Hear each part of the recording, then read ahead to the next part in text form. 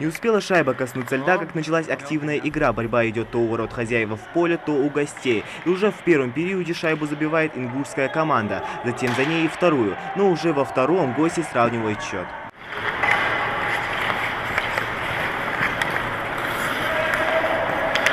Ахмед Келигов увлекается хоккеем с раннего возраста. Еще в детстве у него были свои кумиры в этом виде спорта. У меня кумир был Третьяк.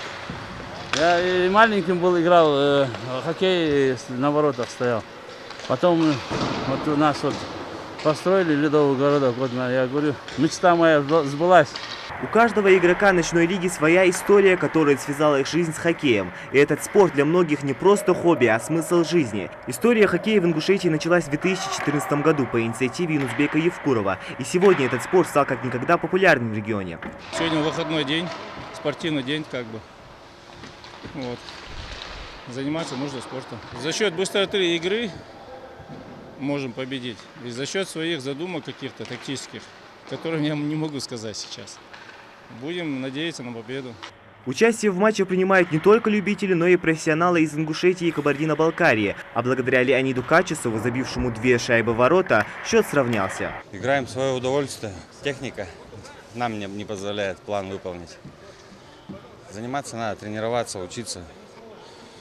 Кто не умеет, кто умеет, те должны подтягивать свои слабые качества.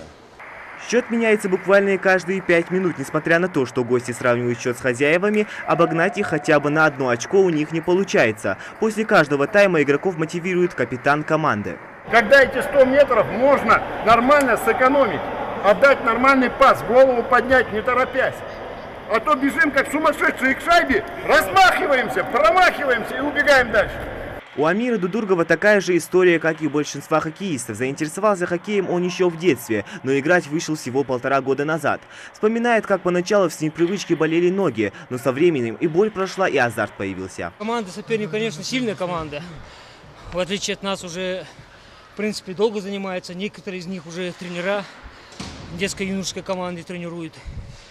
Поэтому играют они здорово. Болельщиков на трибуне не так много, но они дают о себе знать. Среди присутствующих на скамье болельщиков есть и те, кто видит подобные матчи впервые. Я очень рад и горд за тех, кто построил это здание, что они занимаются. Это хорошее развитие, спортивное развитие наших поколений. И хочу обратиться к нашей молодежи. Приезжайте, приходите и занимайтесь, тренируйтесь. Это будущее. После 60 минут захватывающей игры победу со счетом 12-10 одержала ингушская команда. И все это благодаря ежедневным тренировкам на льду. Хоккей в нашей республике развивается быстрыми темпами. Во многом благодаря желанию самих жителей региона и руководству арены, которую не упускает случай устроить товарищеские матчи с командами соседних регионов. Зелимхан Калоев, Рамзан Межоев, Новости 24.